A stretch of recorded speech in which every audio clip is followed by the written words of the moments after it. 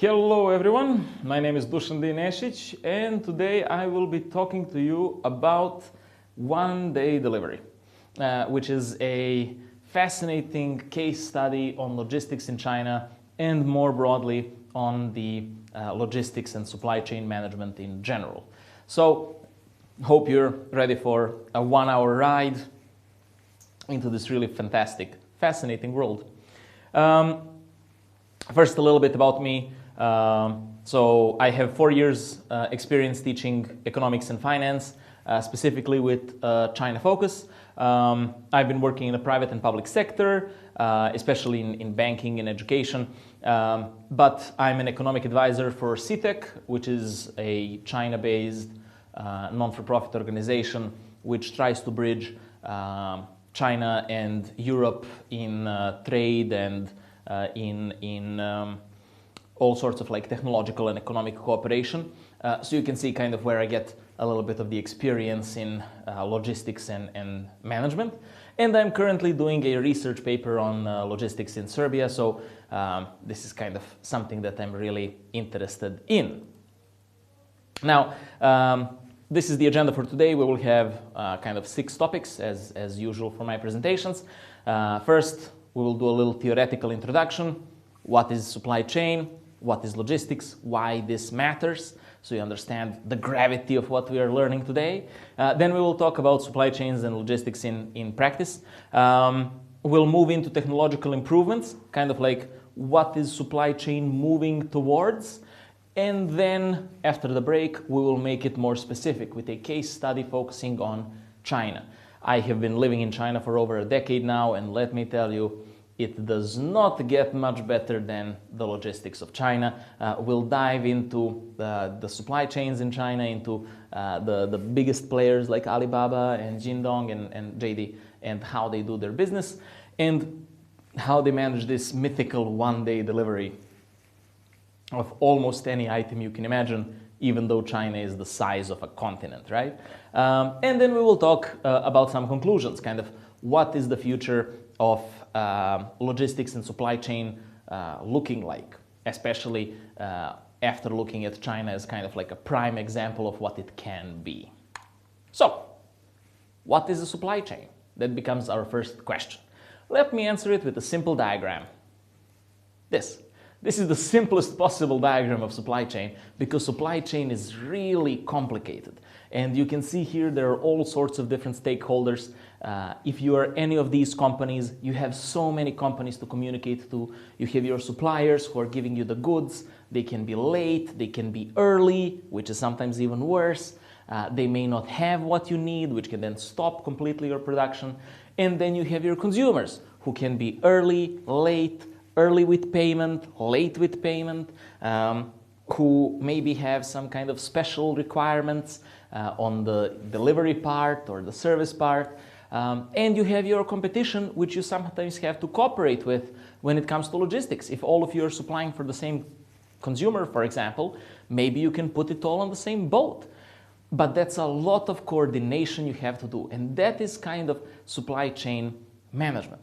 But supply chain just really boils down to this. You move from the beginning factors of production into the final consumer's mouth or pocket or clothes or whatever you're doing. So it really comes to this, to moving along with the factors of production until the final consumer consumes your product. That opens a question. What are factors of production? Well, a little economics lesson here, and forgive me if you already know this, but there are basically 4 factors of production. There's land, labor, capital, and enterprise. Land being all the natural resources, so anything in the ground that you dig out, trees in the forest, fish in the river, cows, that is all considered land in economic terms, including, of course, the area surface that a building is built. So that is land. Then we have labor. Labor is any human effort, mental or physical. So work of a professor, for example, would be labor, as would be a cab driver, hairdresser, cleaner, doctor, scientist, manual worker in a factory. All of those would be examples of labor. Then we have capital, which is any human-made good used in production. So that would make any building, any machine would be an example of capital. And we finally have enterprise, which is kind of an all-encompassing thing. It is the risk-taking and decision-making of an entrepreneur. Some people consider this kind of a labor, right? Making decisions and such, that's kind of labor. But on the other hand, it is kind of distinct, because to take risks, you need to have some money to start the business. To make decisions, you need to have a little know-how, which is different from usual labor. And so enterprise is kind of the factor that organizes land, labor, and capital and makes products. Now, different companies have different amounts of these things, right? Some companies might use more land, things like farms. Some things might use more capital, like car manufacturing. Some things uses almost only services, like teaching. But every kind of business needs some kind of enterprise. You cannot have a business without enterprise. And every company uses a little bit of everything, right? A bank is mostly a service, but they still need a building and computers, and they need the land that things are built on. And the building that they are in was built using some stones, which used to be land as a factor of production. So it's really impossible to, or nearly impossible, to have a company which only uses one factor of production. It's really, everything is a combination of each. But we can say some are capital intensive if they really use a lot of capital, or labor intensive if they really use a lot of labor. But there is a different way to also talk about supply chain, and that is through talking about the different sectors of an economy. Sectors of an economy depend on the kind of work that they are providing. There's the primary sector, the secondary sector, and the tertiary sector. So primary, secondary, and tertiary sectors. The difference is in what kind of work are they doing. Primary sector companies, as you can see in the picture, are concerned with extraction. So taking something from nature. So hunting, farming, mining, lumber making, those would all be examples of a primary sector. So taking something from nature. Secondary sector is manufacturing, taking something and turning it into something else. So taking metal and turning it into glasses, or taking a toy and packaging it, those are all secondary sector abilities. Tertiary sector is services. So providing service, like you see here, a doctor or a professor or hairdresser, those would all be tertiary sectors. So they just add a service on top of something. Of course, a single company could be in all three of these at the same time. Good example perhaps might be KFC, the Kentucky Fried Chicken Company. They make their own chicken, which is primary. They manufacture chicken meat, poultry, out of chicken, so that's manufacturing. And then they have a restaurant, which serves it, and the delivery service, which delivers it, which is tertiary. And some products can actually go through this loop quite many times. If you would think about something as simple as a pointer, you could say, okay, the plastic is made from oil that was dug in Mexico and then was transported on a boat to, let's say, Canada, where it was then turned into plastic through some chemicals.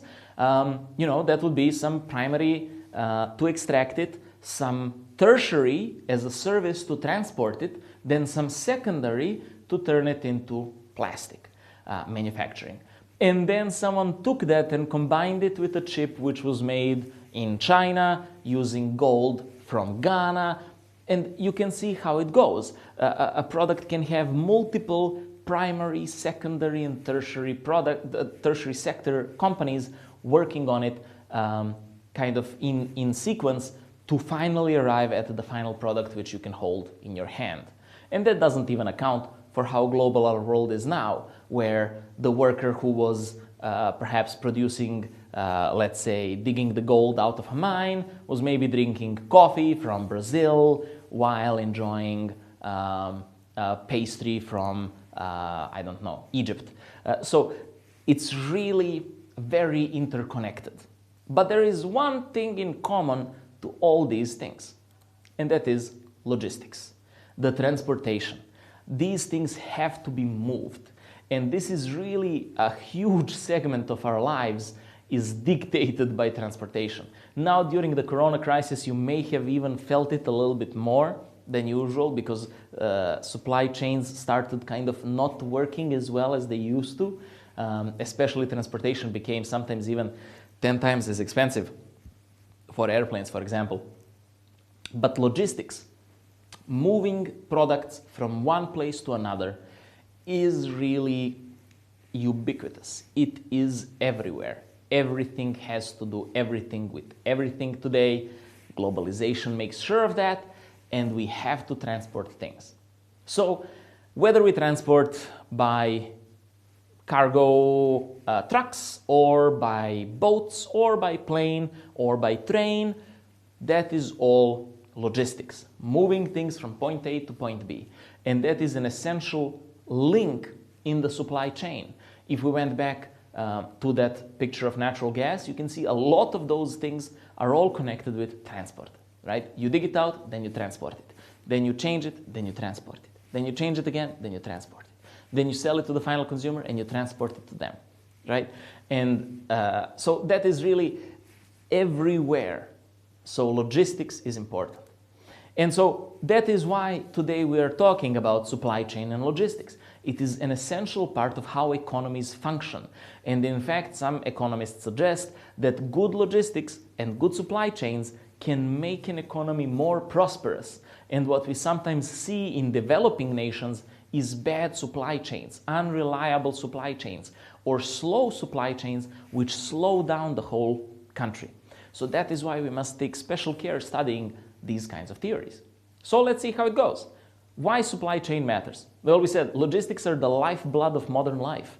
If you haven't had a chance, pause this video and go and look for fast video of maybe Shanghai Harbor or Singapore Harbor, and just looking at all those boats coming in and out and in and out.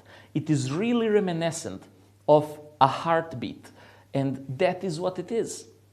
Today's world lives on these pumps coming from transport, from logistics, from carrying goods to and fro. So we really cannot imagine modern life without it. Supply chains management makes logistics more efficient, right? If you're able to organize your supply chain well, you can quicker get the good from the beginning raw material until the final consumer. And speed is money.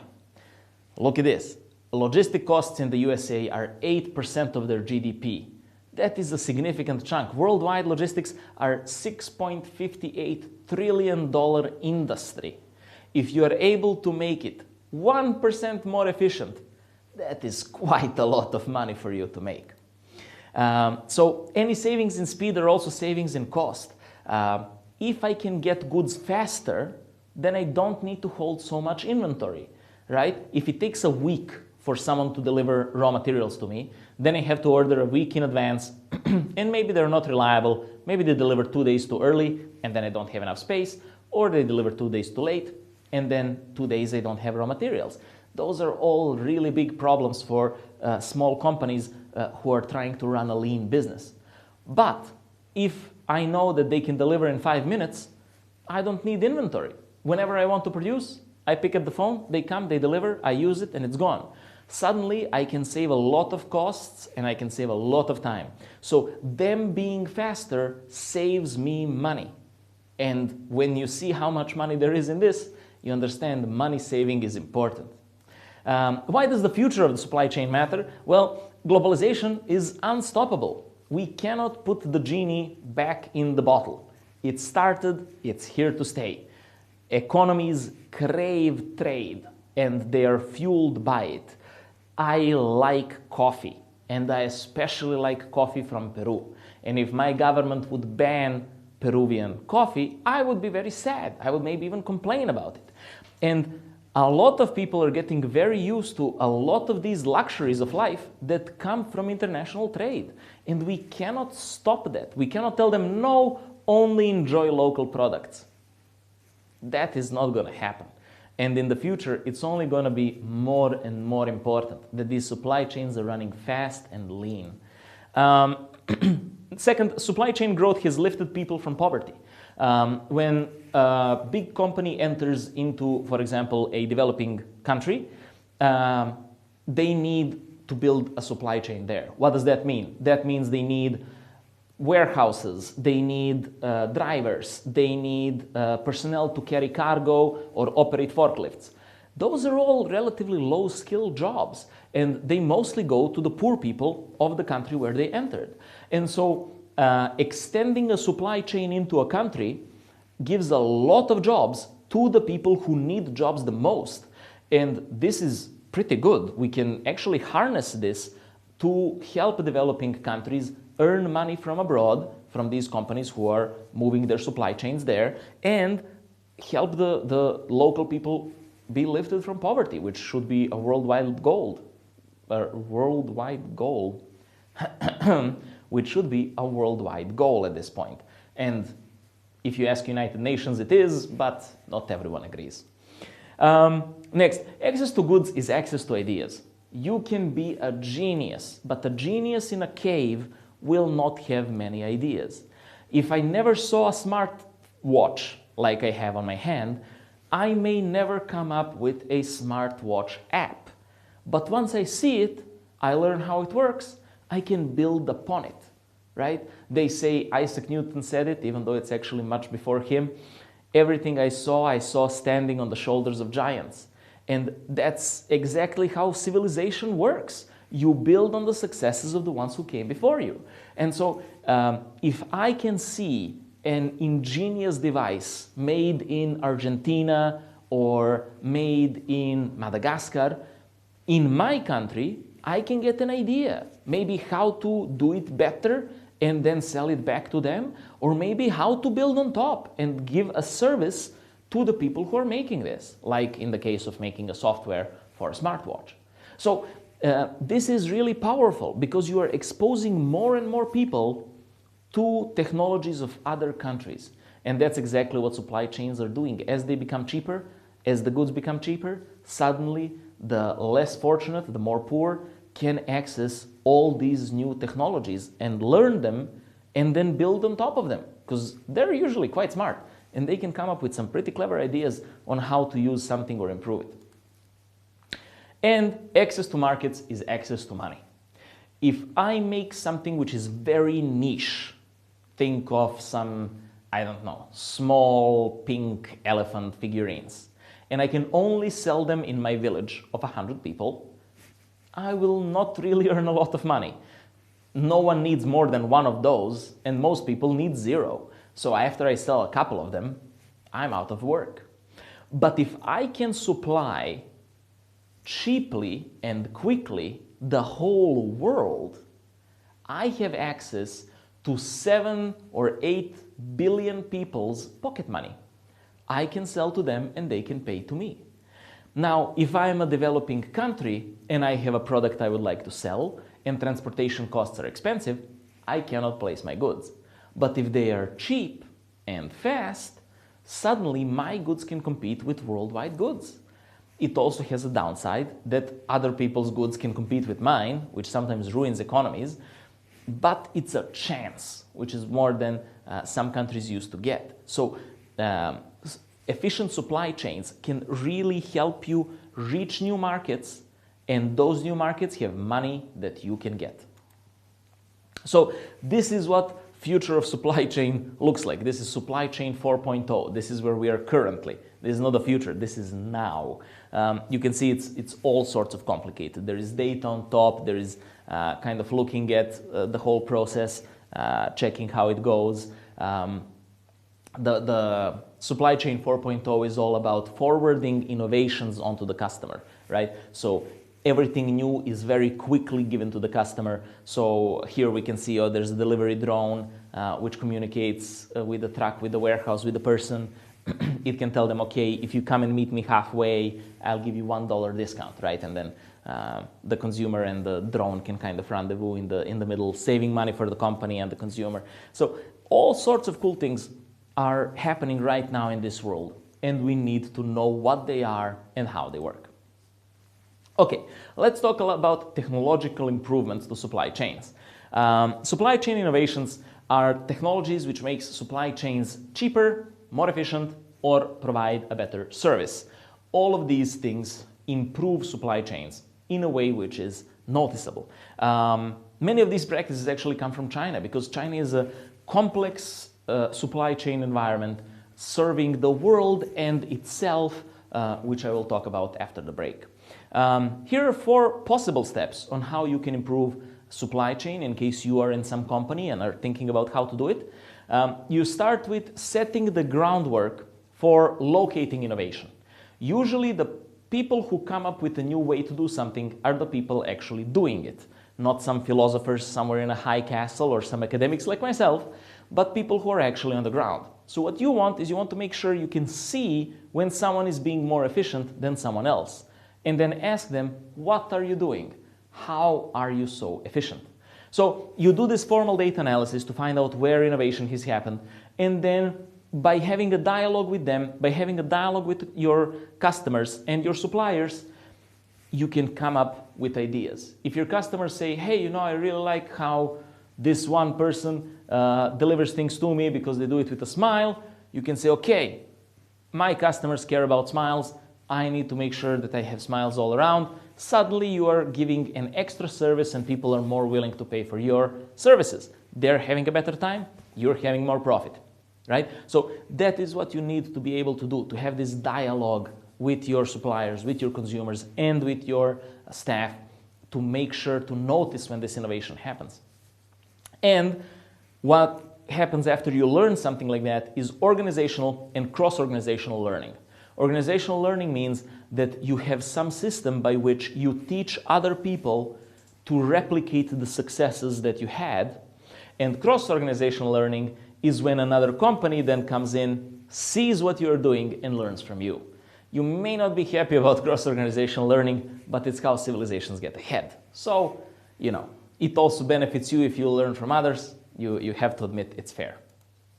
What are some examples of innovation happening now? One is hubs, corridors, and modal transport. Hubs are centers where you get all the goods and then you ship them out. For example, if you're producing all around India, different goods for Japan, if you send it from each separate place, a separate plane or boat, it's going to be quite expensive. If you collect them all into one port and then send them all on one boat, that's much cheaper. So that would be a hub. That port would be a hub.